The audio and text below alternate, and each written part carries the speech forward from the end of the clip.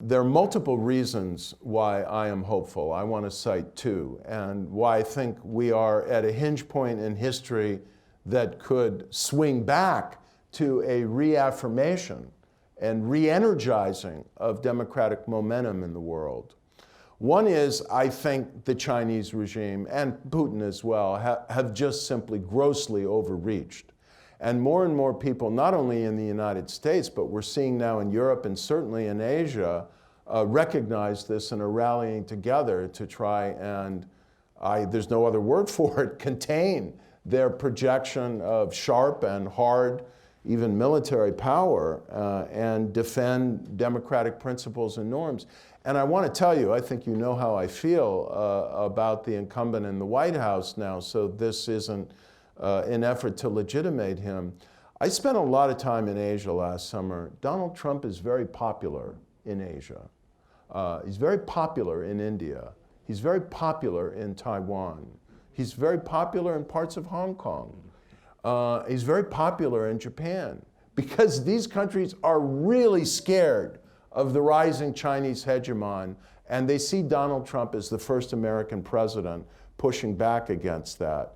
Europe was very much in the other direction until very recently, and now they're waking up to the threat they face as a result of this diverse forms of political and social penetration, the rising coercion and pressure, the Chinese regime buying up ports and strategic assets all over Europe and compromising their security.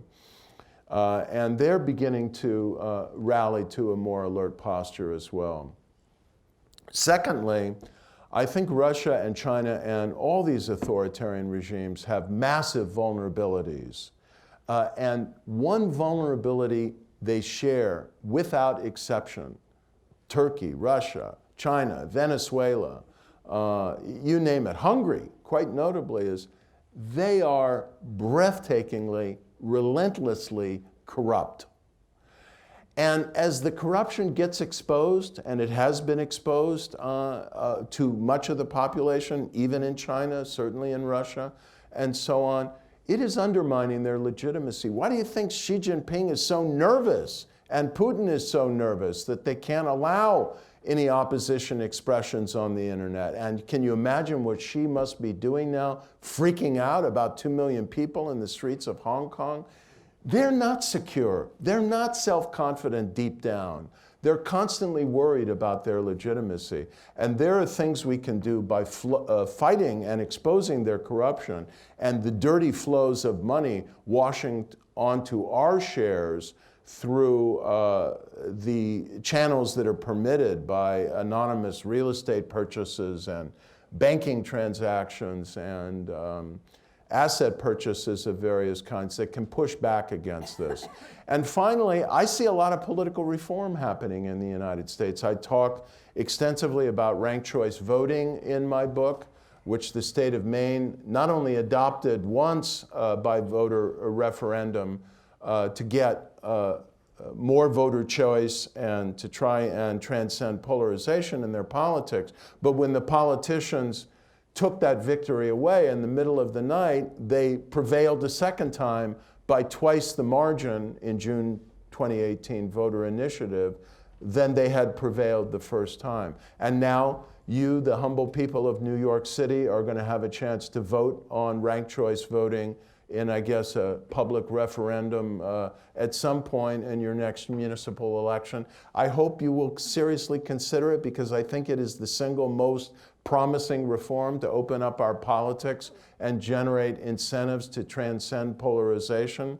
We've got states that are passing voter initiatives to implement some form of public support for campaign vouchers or other public funding of campaigns. We've got states getting rid of gerrymandering by voter initiative and implementing motor voter laws. And this is happening because people want a better, cleaner democracy. The Congress isn't getting it, isn't giving it to them, so they are mobilizing in the classic way Americans have mobilized through grassroots initiatives and state legislative pressure and state-level initiatives to pass very concrete and I think ultimately very hopeful reforms. And that leads me to the final conclusion. If you study, which most people haven't been doing because they're happening in all these states, and Maine, Alaska, you know, South Dakota, these are small states. Who pays attention to states like this? So they don't see the spreading trend of voter action and voter mobilization and voter impact. But I do, and this leads me to feel that we may be on the cusp now. I think there's a very good chance of this, of a new progressive era in the United States, which is going to renew and improve American democracy the way the last progressive era did in the early 20th century, when we got things like direct election of senators, the Federal Reserve, the Interstate Trade Commission, and, oh, by the way, the right of women to vote. Thank you very much.